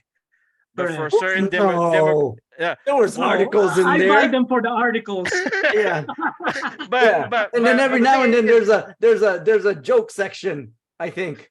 If I recall. Am I no, talking but, about the right one? for a certain generation of male, red-blooded male in America, that's also where you have the best writing because he would hire so many of these guys and they would do like science fiction, fantasy, short story because they have like short jokes. stories. Sometimes they would run multiple issues, and I knew a lot of them. I knew a great deal, many of them. Like I was closest to George and Bill, and then when I got into the group, Richard Matheson was really sick already. So I never got close to him. So like I would ask him like, hey, how did you come up with the idea of writing this episode for like Twilight Zone or Star Trek or whatnot? And they would tell me. And then Ray Bradbury was when he was alive, like he would. I mean, I have a couple of his books addressed to me. Like I just have to find it somewhere. Yeah. And he Damn. would like he would say Ray Bradbury and then to Julius blah blah blah. Yeah, you really like can nerd out and go to town with the all these. No, yeah, statement. because I don't get along with any of the new school people. I don't like any of them. No, like, I'm sorry. I mean that's just I like the kind of World War II generation or right after World War II, like Korea era people. Yeah. I can't stand like, and that's kind of my mistake. Looking back, I should have made more friends that were closer to my age or just a little older. Because like I don't have much in now because like, they're all dead now. Yeah, yeah. Well, William Nolan died like in COVID, like around 2021, 2020, somewhere around there. So yeah. But these guys were but you were around these guys when they were my godfathers. So And they how were in their I was prime. around how I was around them, they were kind of like my godfather figures. How I was around them was every year we had a meetup. You all know the story of Ocean's 11, the one with Frank Sinatra, right? Yep. George Yes. Clayton Johnson based that on his circle of friends, on these guys, on these dudes. Oh, right? Because the thing is, a lot of them were World War II people. Like Richard Matheson was a World War II combat veteran in Europe. George Clayton Johnson, although he was not sent overseas, he was, I believe, drafted, and then he became a draftsman for Lockheed during the early era of Skunk Works. So he was like a big nerd. dang. So he's like before he started his writing career, like he'd do these drawings of like like these like secret aircraft because he was a draftsman, right? Yeah. He came up with that idea of Ocean's 11 because like what would happen if like World War II veterans like came up and they'd have to settle score, they're gonna have a big heist to like get this thing because he was basing that on his friends. Yeah. They were the original kind of like Rat Pack for real, but before Sinatra, you know what I mean? Dang. So that's the So premise of the story. he got that idea from them, and they did a lot of wild stuff. Like like they crashed Princess Grace's wedding. Yeah. They would like go to like back then that was a rare thing. They would take a plane and they're like, let's hang out for the weekend and get wasted, but they will skydive instead. Yeah. Like no one did that in like the 50s and 60s. Like you know what I mean? Man, I'm waiting for the Bubbly 11 to come out. So the thing is, I knew a lot. I knew them, and then they saw me as kind of like their grandson type of figure. Yeah. And they all started dying, unfortunately, the last 10 years. And then Bill died about a year and a half, 2 years ago, somewhere around there. And now I don't have an in. I'm not in the industry anymore. So. Yeah. Man. Well, what's up, Chris? What's up from Winston-Salem, North Carolina? Yeah. What's up, Chris? But man, so going from that, on the entertainment world, or how did Comic-Con come about, and what would So that- before Comic-Con, let's our sponsors. Where's our sponsors? A 3-second we're- pause for our sponsors. Yeah, 3 seconds. Man, What's that? it's gonna be so quiet. They're gonna think it's like, who passed away? Like, who are these guys paying homage to? Because there's no sponsors that come out.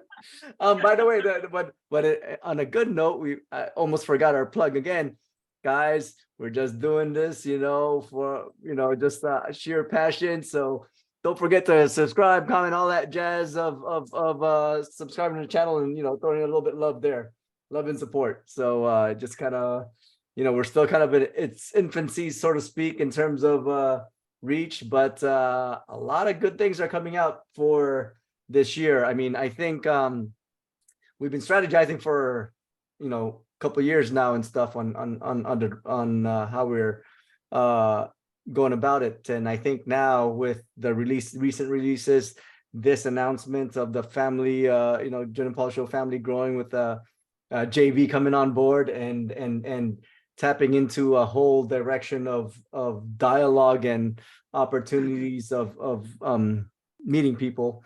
Yeah, I think this is going to be a pretty awesome show that we're going to be And releasing just out. to remind people and just not throw them away, we do eat, drink during our eat.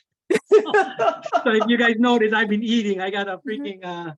dragon fruit Dragon fruit. Hey, is that from your garden? from my garden. Yep. Yeah, Before our first show was actually me and June were eating atis. yeah, and that That's was from awesome. your garden. That was from That's your garden. Yeah, but now, So yeah, go ahead, keep on. Comic-Con. Comic-Con. So what one of these writers, right? So if you're a Navy guy, you would know this term. One of these writers, the guy I always call, the one I'm closest to, George Clayton Johnson, William Nolan's best friend.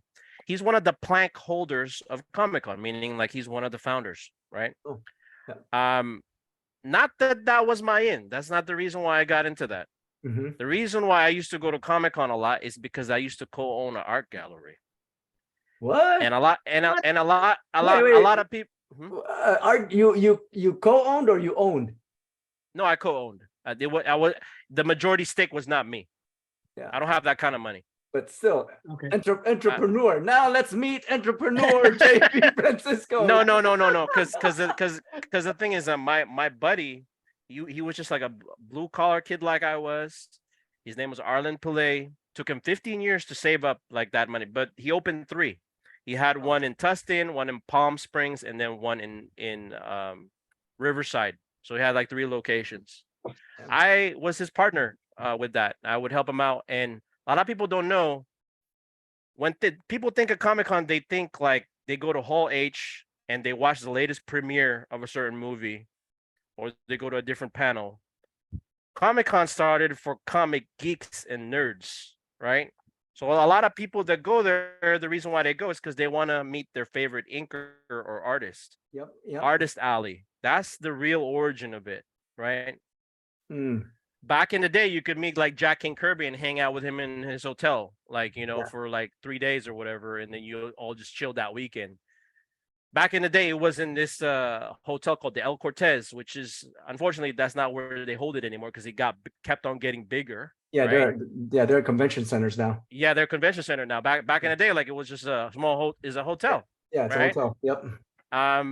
If y'all want to know more about the history of that, I'm pretty sure there's a bunch of documentaries you can watch. We don't have time for that here. I would pay my friend money because a booth in the artist alley is really expensive now. I mean, it runs for the thousands of dollars. If you're gonna sell your merchandise for 4 or 5 days, you're gonna have to pay the Toucan, like the organization who runs Comic-Con, like thousands of bucks, right? Just to have your own, yeah. Just so you have your own booth, and we had a really big table, like me and my buddy. Yeah, unfortunately, I mean, he's no longer with us. My business partner, he's gone. He passed away. That's a whole nother story.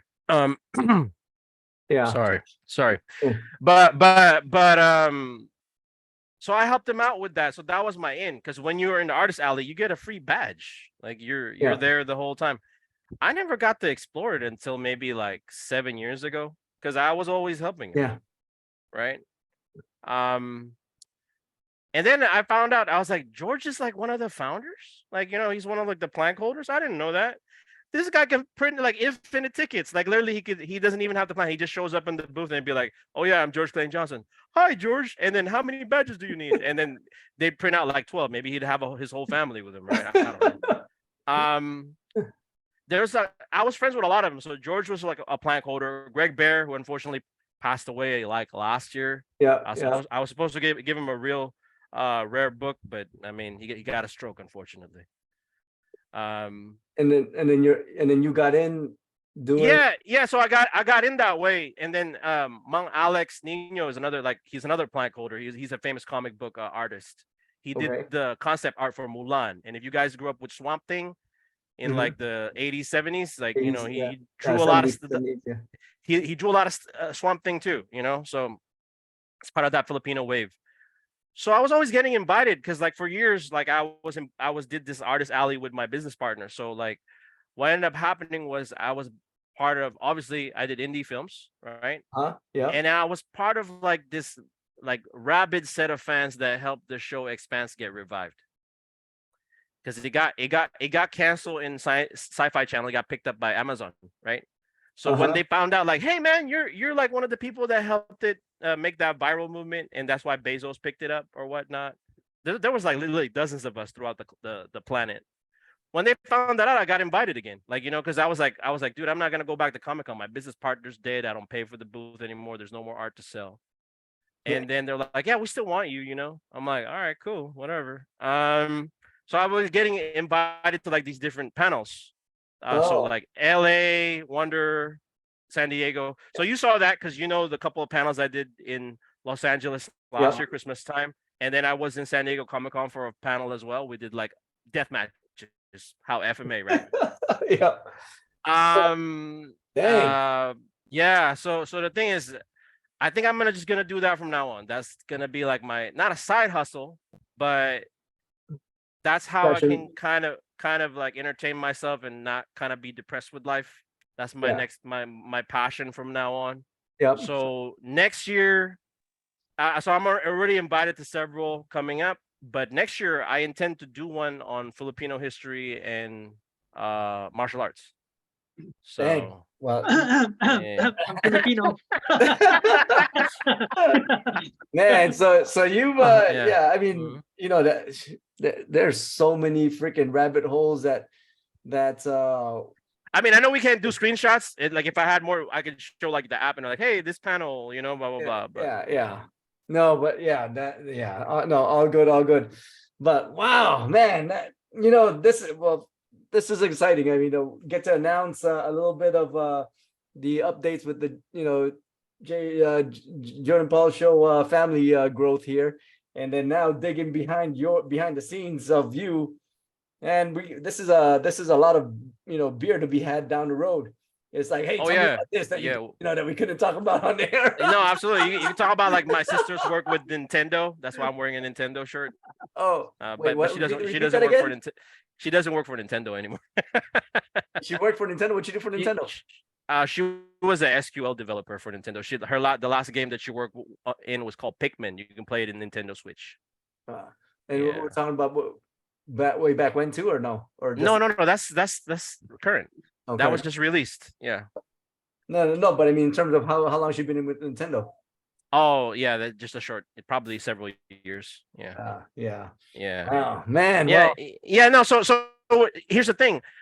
I want to get y'all in. So you know what I mean. So my goal is next year, whichever panels I get accepted on or get invited, people should talk about like the interface of the entertainment industry and martial arts, and also Filipino culture, because hardly anybody talks about that. Like most of the action you see, what's the choreography? Let's be real. Yeah. Is it not FMA? There's a lot of FMA. There's a lot of FMA in movies, and it's still unfortunate that not too many people are talking about it, or really not talking about it, but showcasing it. And it's still hard for people to, I guess, identify and point out. And the thing is, like, we're around those people, like, like in the Lemeco Brotherhood, right? I mean, who's working, like Ron and his wife, right? Mhm. Well, obviously, we can't interview them because Yeah. Disney. You know what I mean? I was like, But even like in the Guru down lineage, they think of like Jeff and Mata. There's a yeah. lot of other people, bro. Like that from that down lineage. It's not just Jeff. Do they And then and do then the also Comic Con circuit? yeah, and in Balintawak circle. I mean, like Dune is Balintawak, Yeah. right? You know what I mean? Yep. Dune is in Balintawak. I mean, Balintawak is Balintawak is in Dune. yeah, Yeah. one of those. Yeah. No, but they're not in the circuit. But the thing is, like, I would love to get them in. Yeah. Because the thing is, I could just put a panel in at a request and then have them be like a panelist. Yeah. Oh shit! You know what? Let's. I want y'all in. Yeah, you know what? Screw it. What about going straight to the motherland too? Anybody, any connectivities there? Interview some people in that industry, or do you think is that too different? No, actually, no. I'm Sherry, which is the assistant vice president of GMA, is my cousin, Sherry Domingo. Yeah, at least. So the thing is, if next time the Voltus 5 team is in America, maybe we could get them. Maybe we can interview them. Yeah, that would be pretty cool, dude. Hey, Yeah. That's gonna be awesome if we can do that. Yeah. I I saw them in Comic-Con. They didn't show up for our mixer. Yeah. We invited them. Hey, like our mixer ends basically from 8 in the evening to like 2, 3 in the morning, and they didn't show up. Maybe that's like jet lag or something. They didn't Yeah, and hey, speaking of Voltus 5 and stuff, and Ninja Turtles, Oh, Jim you're friends with Shashir, right? You're friends with Shashir, right? Yeah. So here's the thing, and you know this about me, that I know his circle with Nietes. Yep. Yeah, and I told her, I said, hey, do you know this old lady? And he was like, yeah, like I haven't heard her for a long time.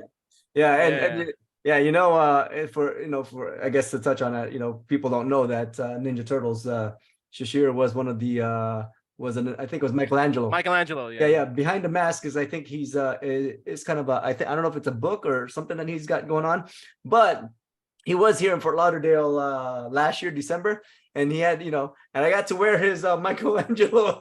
And the thing is, a lot of people don't know that about Shashir. I don't want to out too many, but I'm just gonna be real here because I know kind of like that circle when he was teaching here in California.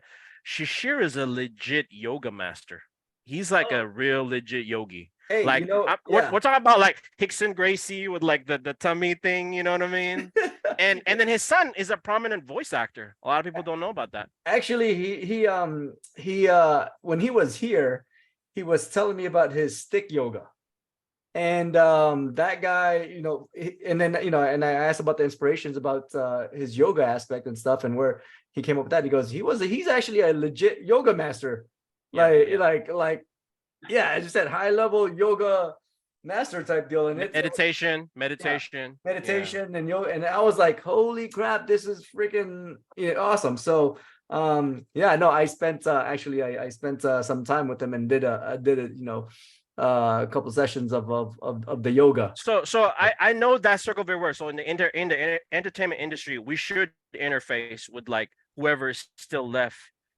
There was a Filipino wave of comic artists. It's known as the Filipino wave. A lot of them sadly are dead. Like the only one still alive is Mang Alex and Mang Rudy. Yeah, actually, but yeah, we should interface. That should be like a future episode of I need to reach out to them, and I'd love to just kind of, first of all, we need to get them in. Yeah, no, well, we have a whole list of people that we got coming in, which is going to be freaking awesome. First of all, just Shashir and his son, because like his son does a lot of like Nickelodeon and Cartoon Network stuff, and some of those cartoons have martial arts in them. And what? That's why I love this growth that we've done and expansion in the family, man, because that's aligned with your passions and stuff. And I was like, let's go. Yeah, and so definitely that is my goal. My goal is to introduce Jun and Paul, and then true like FMA history or just Pinoy history, in nerd culture in general. And that's our end. Like we're gonna put that in the different cons, like whichever one that I'm invited for next year. Yeah. You're included in that. So look forward, viewers. To see Jun and Paul in like a convention near you. A convention near you.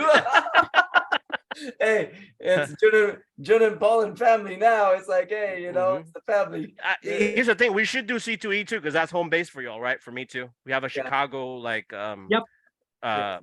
route, or I should say past, right? Yeah. Right.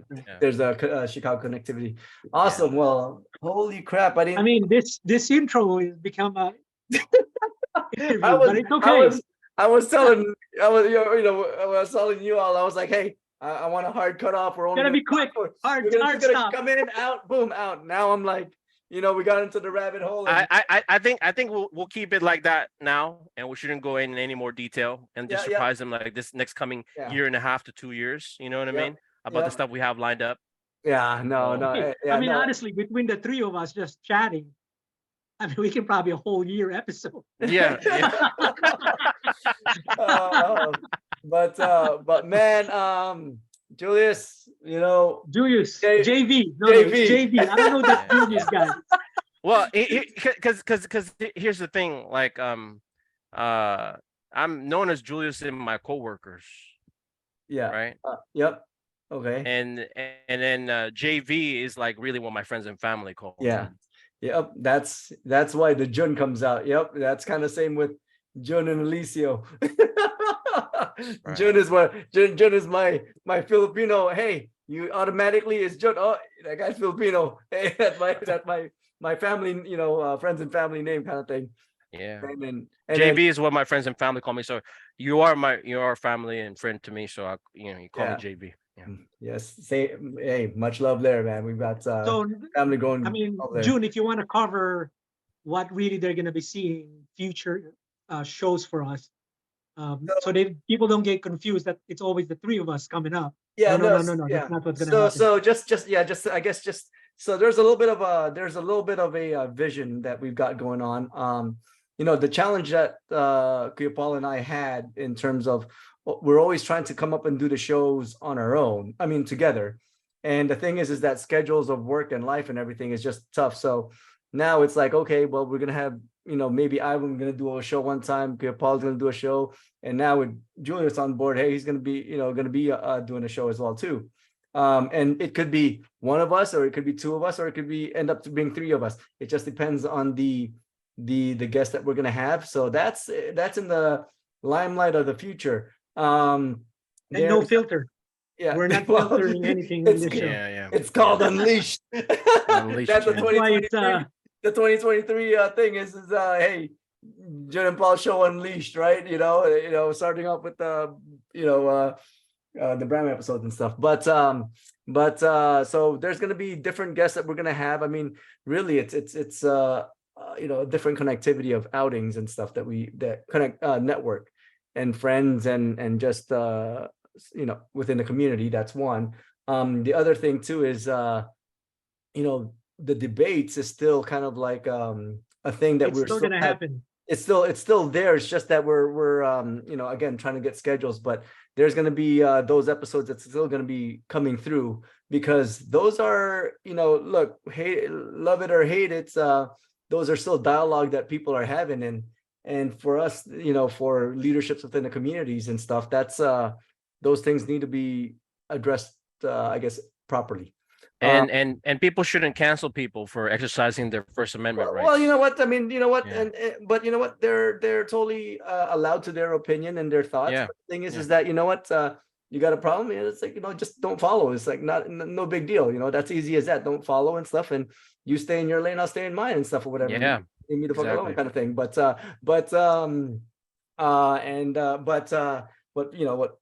What's very freaking awesome though was that finding out who the community that we've had all together.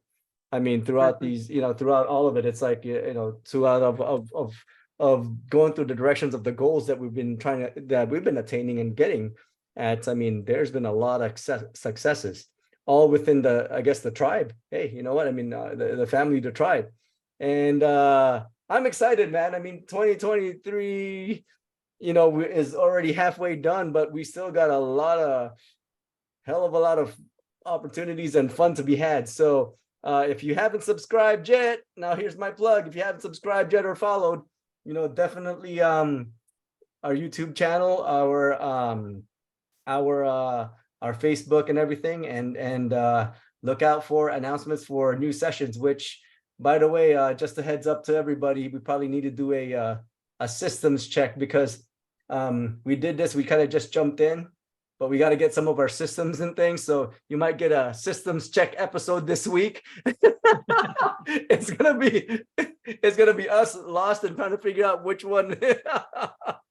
But And I just want to remind the viewers also that, in addition to our goal, we always want to give them a takeaway. There's always some sort of takeaway in all of our show, because our goal really is to give something back to the community. Something that self-defense wise, whatever. Yeah. Right now we have the master JV. Yeah. So, the lesson for today is don't mess with him. the takeaway for tonight is we give you the gift of JV. Francisco. No, I guess the lesson for tonight, the message for tonight is like coming to a con near you. Yes. Yeah. So that's my goal, because I just want to introduce Filipino culture, even not so much maybe even FMA, but Filipino history definitely, right? Definitely. And FMA in TVs and film. Yeah, get the recognition it deserves. The fact that people don't talk about that, and introduce that to nerd culture. Yeah, make it known. Yeah, make it known. Yeah, awesome. I'm pumped, man. And that's here in the US, and connecting with the entertainment. I mean, that's not the only convention we could go to. Maybe we go to Copenhagen or some EU zone. No. Hey, you know what? We're unleashed, man. Let's go. Let's go. That's all I gotta say. So anyway, before we totally end it here, JV, got a last few things that you want to say or share or anything with the groups? Well, just here's the thing, like, keep an open mind when you watch Jun and Paul. This is like the authentic, kind of Pinoy flavor. And you notice it was like they're laughing every 5 seconds. It's like two like really happy people. See how why they're grinning? The thing is, I'm not a very happy person. I'm always like, that's actually true. You've been smiling, bro. You've been smiling while you're talking. I'm just not that individual. I'm always like mad dogging, people. But the thing is, so just keep an open mind. Don't cancel people for, you can have your opinion, right? That's not a problem. If you don't like us, you have a voice to say that too. But if you don't like it, like, nobody asked you to come to this channel. Change the station. You know what I mean? Change the station instead of being a bitch. Like, you know what I mean? Change the station instead of being a biatch. And give them an open mind, because this is really the authentic like FMA. This is how FMA really is amongst friends. This is like the authentic Pinoy thing. Like, they just bullshit around. They're laughing all the time. They might drink. They're eating in almost every episode. Have you been to like a Filipino gathering? Those people are. There's a reason why a lot of us are obese. Because they'll be like, "Nakakain ka na?" Oh, hindi ka nakakain. Like, you know what I mean? They'll get pissed off. The auntie and mom will get pissed off if you don't put food in your mouth, because they feel like, "Oh, you don't like me?" So that's the kind of thing. Give it an open mind. Not eating is not an option. This is the authentic Pinoy flavor when it comes to like FMA culture. All right. Well, no, JV, appreciate that, man. I appreciate the coming on board, and I know it was just a matter of formalities of finally getting it released. Pierre Paul, any last bits before I know? If you hate our show, don't leave. We have a platform for you, the debate team. Exactly. Participate in the debate. I will give you the voice. I will give you the voice so you can voice out participate whatever you need to voice out. I mean, we don't look at favorite. We don't look at status here. You have a platform. You want to speak out. I mean, I'm just saying this to everybody. If you want to talk about something that you don't have a voice, we are here. Come on board. Come on the show. You want to make a debate out of it? We will debate you, or we will make a panel for you. We'll have some fun with it, but you gotta give keep exposure. Give exposure instead of canceling people. But no cancellations, At the end of the day, we just want keep it positive. We could keep it. At the end of the day, we just want everybody we want everybody to have their voice, to be heard. Keep it educated. Again, no filter, and hopefully Yeah. we get this thing going, hurricane season. Yeah. Okay, All June. right. All right. Sounds good. Everybody, thank you very much. Much love. We'll see you again JV. in the JV in the house. Woo! Hey, Kuya Jun. there you go. Let's go. All right, everybody, have a Have a good one. good night, guys. See you guys Good night, later. guys. Have a good one.